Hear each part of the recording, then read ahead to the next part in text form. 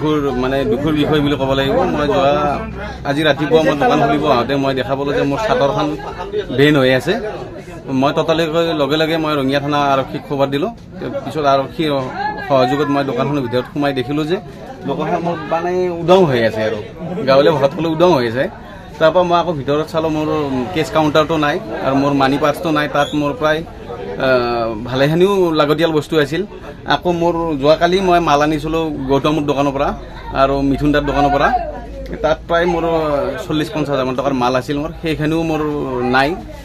এইটো মানে অনুমানিক মোৰ প্ৰায় 1 লাখমান টকাৰ মাল লৈ গৈছে আৰু পইচা মোৰ 23,500 মান টকা মোৰ কেছ পইচা আছিল যোৱাকালিৰ বিকৰি আৰু মোৰ মানি পাৰ্চত কিছু পইচা আছিল। মোৰ পেন কাৰ্ড, আধাৰ কাৰ্ড, ATM 3খন আৰু আপোনাৰ মোৰ চেকবুক এটা আৰু একাউণ্টটো মোৰ লৈ গৈছে।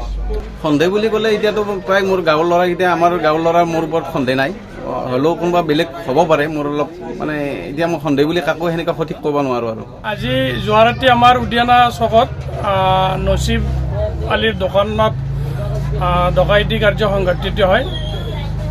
ইয়াত মানে তেওঁৰ কেছ পইচাও ভালেখিনি আছিল, প্ৰায় 23,000ৰ বেছি কেছ পইচা আছিল আৰু দোকানৰ সামগ্ৰী সহ এই চাটাৰ ভাঙি ডকাইতি কাৰ্য সংঘটিত কৰে।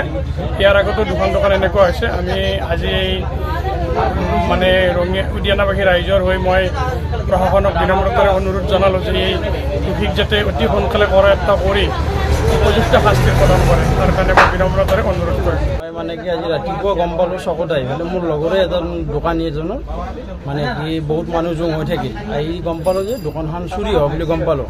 আহি চালোঁ যে চাদৰখন মানে কি ভাজ লগাইছে কোনোবাই। সন্দেহ হয় যে মানে কি গাড়ী লগাই কেনে টানি ভাজ লগাইছে কোনোবাই, কিন্তু এনে সাধাৰণতে ধৰ 1জন বা 2জন মানুহে টানি ভাজ লগাব নোৱাৰে চাদৰখন।